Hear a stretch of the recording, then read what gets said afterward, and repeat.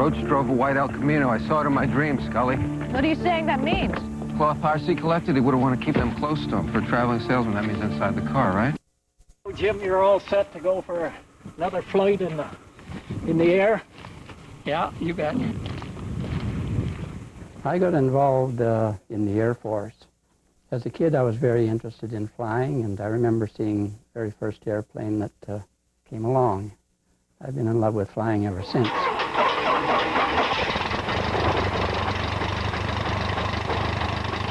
Being interested in flying, I decided to try and get in as aircrew. I joined 162 Bomber Reconnaissance Squadron here, flying Canso aircraft. They were amphibian aircraft.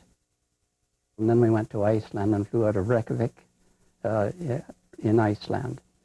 And in June of 1945, the Germans were sending a lot of submarines out from Norway.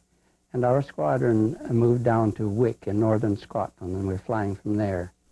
And during that, in the month of June, our squadron encountered 5 submarines, and of which we sank 4. And one of those was one that our crew sank.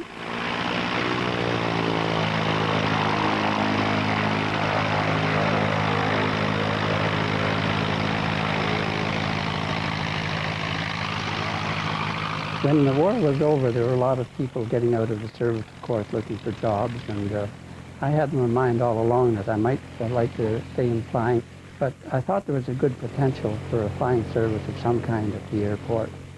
We incorporated as the Yarmouth Flying School Limited, and the potential was there all right. We had a lot of interest in the local people. I like to see people learning to fly. It was nice to see the interest.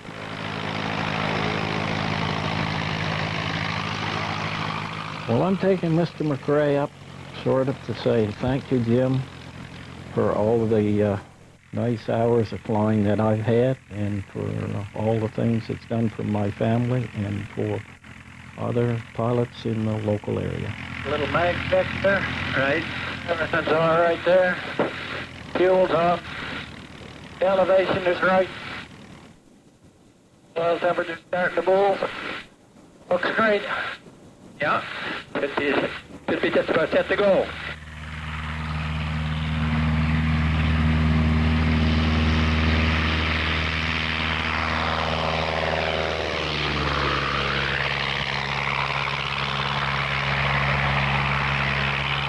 Mr. McCrae taught me actually how to fly an airplane, and he was my very first instructor. And in fact, he was the instructor that let me go solo.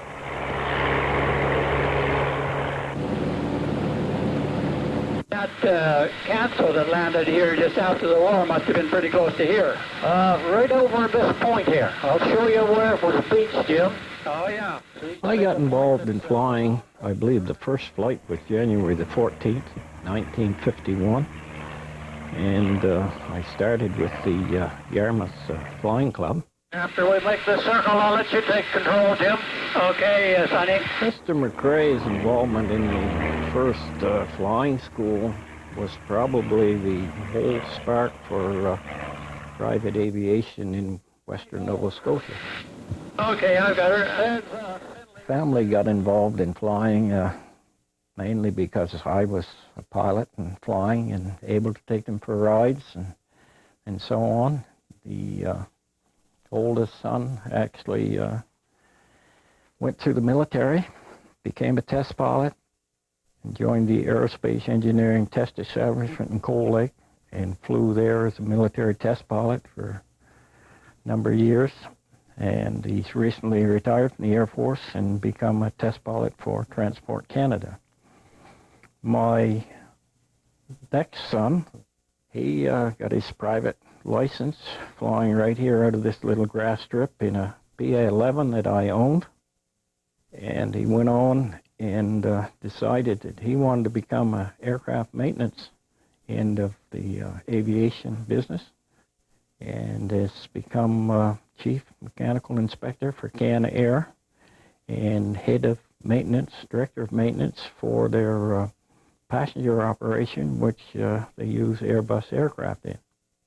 And the baby of the family is a daughter.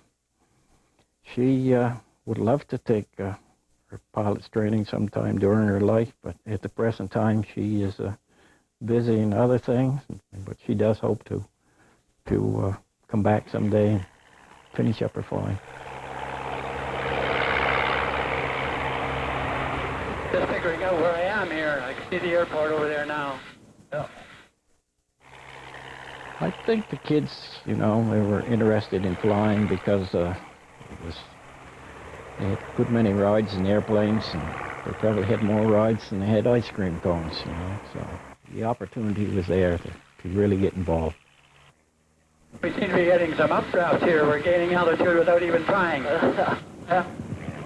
Sometimes that's a blessing in disguise, eh? Right. This whole thing doesn't fly bad, Jim, for an old airplane? It flies real nice, real good. Yeah, this practically flies itself. Yeah.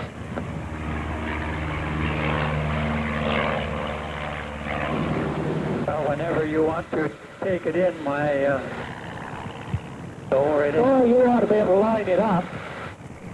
You handle the power settings anyway. Yeah. We get it slowed up here about 70 or so, 75.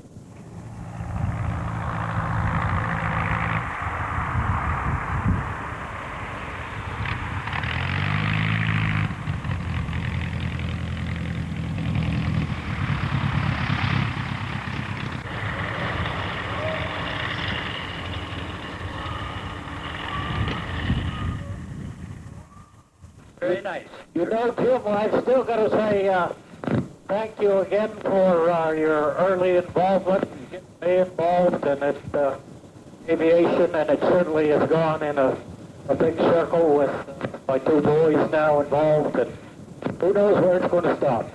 That's right, and it's sure nice to get up once in a while after all this time and see the old sights again. Well, certainly welcome, Jim, and Sonny. Thank you.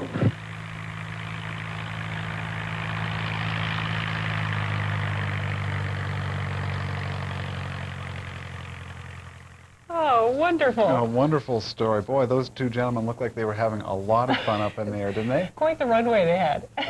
Good thing they mowed it. I guess so. That report was shot and edited by our Yarmouth cameraman, Steve Lawrence. Thank you, Steve. Coming up next on First Edition, Peter Jordan gets a mouthful at the dentist, and then he gets to play with the equipment. Well, It's a Living is next on First Edition. We'll be right back.